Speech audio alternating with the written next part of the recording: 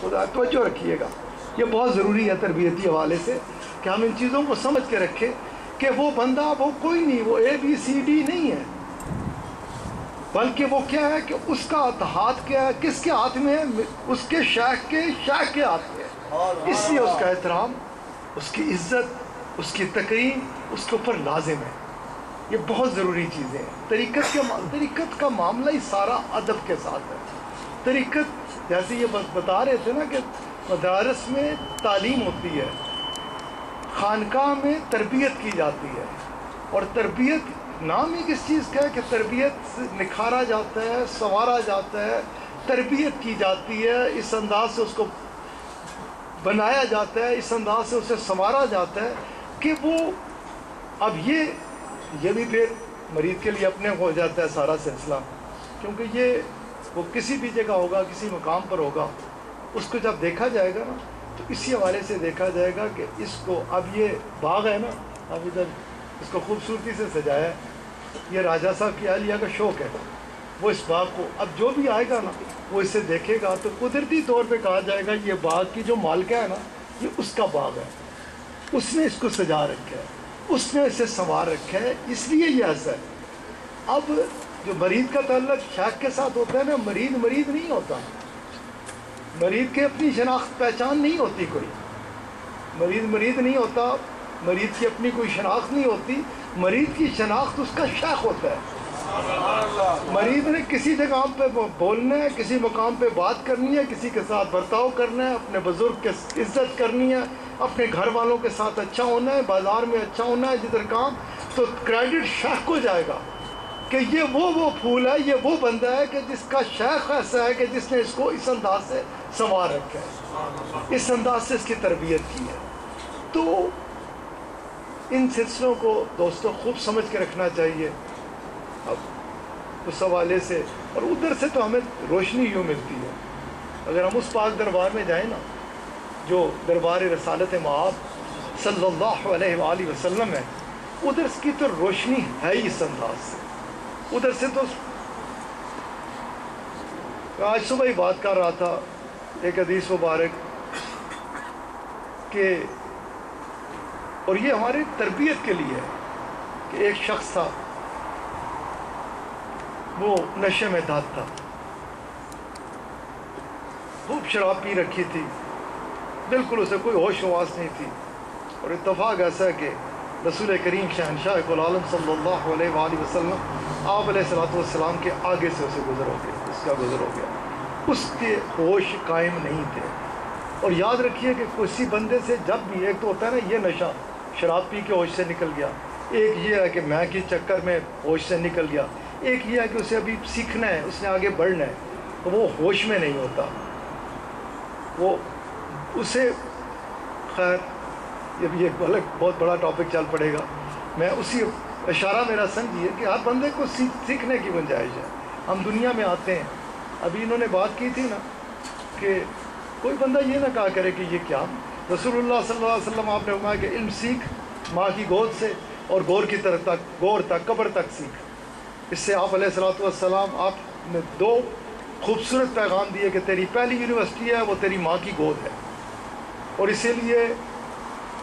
خواتین کا تعلیم حاصل کرنا، خواتین کو ہر جگہ سیکھنا، ہر چیز کو سمجھنا، یہ انتہائی ضروری ہے۔ یہ کچھ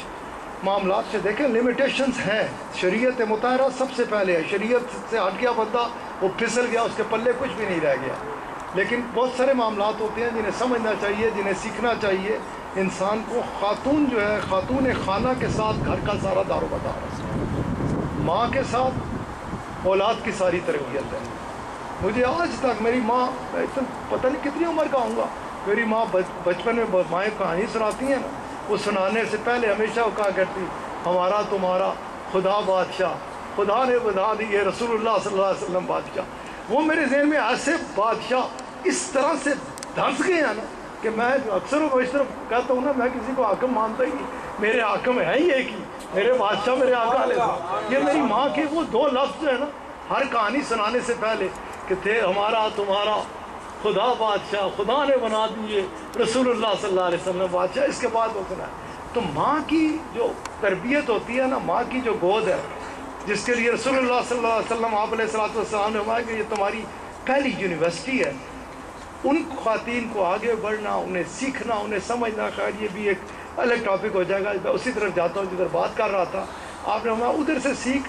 اور قبر تک سیکھ. اس دو پیغام ہے کہ پہلے تو ماں کو وہ ظاہر ہے یونیورسٹی ہے، سکھانا ہے تو اسے سیکھنا چاہیے، اسے سب کچھ آنا چاہیے، تب وہ آگے سکھائے گی، تب وہ آگے سنوار سکے گی. دوسرا یہ میسج سب کے لیے ہے کہ جو 4 لفظ سیکھ کے نا دماغ خراب ہو جاتا ہے نا میں سب کچھ. آپ نے فرمایا تو سیکھتا ہوا آئے گا، ماں کی گود پہلی یونیورسٹی، اور سیکھتا ہوا چلا جائے گا، قبر تک سیکھتا چلا جائے. اس لیے یہ وقت، اور پھر میں نے کئی بار اس چیز کا حوالہ دیا ہے، ہماری تو کوئی وقت ہی نہیں، بڑے کمزور لوگ ہیں، بڑے عاجز سے لوگ ہیں. حضرت معاذ رضی اللہ تعالیٰ عنہ دربار رسالت معاذ صلی اللہ علیہ وآلہ وسلم اپنے آقا علیہ الصلوۃ والسلام کے کرم، ان کے احسانوں کو دیکھتے ہوئے اکثر و بیشتر صحابہ کرام رضوان اللہ تعالیٰ علیہم اجمعین کو، صحابہ کرام رضوان اللہ تعالیٰ علیہم اجمعین کو مخاطب فرما کے فرمایا کرتے تھے کہ چلو آؤ ہم ایک لمحے کے لیے تو ایمان والے ہو جائیں، ایک لمحے کے لیے تو ہم ایمان والے بن جائیں. اور کئی بار صحابہ کرام رضوان اللہ تعالیٰ علیہ اجمعین نے اس پہ کہا تو ان کے لیے یہی کہا گیا کہ ان کی کیفیت ہے. اور باقی جب بات ہوئی تو یہی تھی کہ جو حق ہے ان کا وہ کوئی ادا کر سکتا ہی نہیں. خیر میں بات جو کر رہا تھا واپس طرف جاتا ہوں کہ دربار رسالت معاذ صلی اللہ علیہ وآلہ وسلم، آقا علیہ الصلوۃ والسلام کی دربار پاک کی خوبصورت روشنی کہ ایک شخص وہ نشے میں دھات ہوش نہیں ہے. اور یاد رکھا کریں کہ کسی کو بھی جب کسی وقت غصے میں وہ بندہ ہوتا ہے ہوش نہیں ہوتا، شیطان کے وار ہوتے ہیں ہوش نہیں ہوتا. اس وقت وہ جب ہوش میں ہوتا ہے نا، حواس میں ہوتا ہے، تو جیسے یہ فرما رہے تھے نہیں ہوتا، چکیا ہوتا ہے، خوف زدہ ہوتا ہے، ڈریا ہوتا ہے. اس کی پتہ ہوتا ہے میں ہر اس بندے کو سمجھتا ہوں وہ ہوش میں ہے ہی نہیں جس کے اندر اکڑ آئی ہوئی ہے، جس کے اندر میں آئی ہوئی ہے، جس کے اوپر شیطان کا غلبہ ہوا ہوا ہے، جو غصے کی کیفیت میں ہے، جو میں پھنسا ہوا ہے. اس کو یہی اسپیس دے دینی چاہیے کہ یہ ہوش میں ہی نہیں ہے. اس کے لیے دعا کرنی چاہیے یا اللہ اسے ہوش دے، اللہ تعالیٰ اس کے اوپر کرم کر دے. ہمارے آقا علیہ الصلوۃ والسلام کے خوبصورت دربار پاک میں وہ ایک بندہ جو اپنے ہوش میں نہیں ہے نا، اگر ہم یہ چیز لے لیں نا کہ اس کو اسی حوالے سے اس طریقے سے اس کو سمجھنے کی کوشش کریں اور اس کو، تو ہم ہر بندے کو گنجائش دیں، اس کے لیے اسپیس نکالیں کہ یا اللہ کہ اس کو، کیونکہ یہ اس وقت یہ وہ ہے کہ اس وقت اس کے رحم کے قابل ہے، اس کے لیے دعا کرنی چاہیے کہ یا اللہ اس کے اوپر کرم کر، اس سے احسان سے نواز. خیر وہ ایک بندہ جو ہوش میں نہیں ہے، وہ ایسے ہوش میں نہیں تھا کہ انہوں نے شراب پی رکھی تھی، دھات تھا. اور یہ روشنی ساری جن والے سے میں نے بات کی نا، بڑی ذمہ داری کے ساتھ میں مختلف قرآن کریم کی خوبصورت آیات مبارک رکھ کے اور احادیث مبارکہ رکھ کے اس پہ میں نے بڑی تفصیلی گفتگو مختلف مقامات پہ کی بھی ہے. میں رکھ سکتا ہوں کہ یہ ہمارے لیے آقا علیہ الصلوۃ والسلام کے خوبصورت دربار پاک کی اس روشنی میں ہم ہر اس بندے کو جب دیکھیں نا کہ لڑکڑا رہا ہے، گر رہا ہے، تو ہم اسے اسی حوالے سے دیکھیں کہ اس وقت یہ ہوش میں نہیں ہے، اس وقت اس کا نکلا ہوا اس دائرے سے باہر ہے. خیر آپ آقا علیہ الصلوۃ والسلام نے غلاموں کو فرمایا کہ اچھا اگر اب میں تمہیں کہوں اس کو سرزنش کرو، اس کے بارے میں بولو، تو تم کیا انداز اختیار کرو گے؟ ایک نے جیسا ہمارا ہوتا ہے نا، ہم 4 اکٹھے ہو جاتے ہیں، ہم 4 اکٹھے ہوں، جب جس جگہ ہونا ہمیشہ یاد رکھے ہماری ایک یہ لفظ استعمال ہوتا ہے پارٹی، اس لیے کہہ رہا ہوں ہم پارٹی بننے کی کوشش نہ کریں، ہم ایک پارٹی ہیں. اور ہم کون سی پارٹی ہیں؟ رسولی پارٹی ہے. سبحان اللہ. اور رسولی پارٹی کا کیا انداز ہوگا؟ سبحان اللہ. اس کے کیا، وہ اس کے پاس اگر بات آ کے کوئی پارٹی بنانے کی کوشش کرے گا نا، تو وہ کہے گا نہیں میرے دوست ایسا نہیں ہے، ہم تو اس پارٹی کے ساتھ ہیں کہ ہمارے میں منافرت اچھی لگتی نہیں ہے. ہمارا اگر کوئی دوست کسی بھی مقام پر پھسل رہا ہے نا، ہمیں اسے سنبھالنا ہے، کیونکہ یہ ادھر کی روشنی ہے. اسی پارٹی کے حوالے سے میں بات کر رہا ہوں کہ وہ پارٹی کیسی ہونی چاہیے، ان کا انداز کیسا ہونا چاہیے، کہ رسول اللہ صلی اللہ علیہ وآلہ وسلم آقا علیہ السلام نے فرمایا کہ اچھا اب اگر میں تمہیں کہوں کہ اس کے بارے میں اسے سرزنش کرو، اس کے بارے میں کچھ بولو جو ہوش میں نہیں ہے، تو تم کیسے بولو گے؟ اب کیونکہ اللہ تعالیٰ کی حکمت ہے، کیونکہ نظام ایسے چلنا تھا، آگے ایسے لوگ آنے تھے، ایسے سلسلے ہونے تھے، تو اس لیے وہ انداز ادھر وہی رنگ وہی پڑا نظر آیا کہ اس میں بھی حکمت ہے۔ یہ پیورلی اس لیے کئی معاملات ایسے ہیں جو تیرے اور میرے لیے، جب میں دیکھتا ہوں نا اس دربار پاک کو دیکھتا ہوں ادھر، اور ادھر وہ سوال جو آپ دیکھتا ہوں ادھر، وہ تو سمجھ جاتا ہوں اے کریم آقا آپ کے اوپر میرے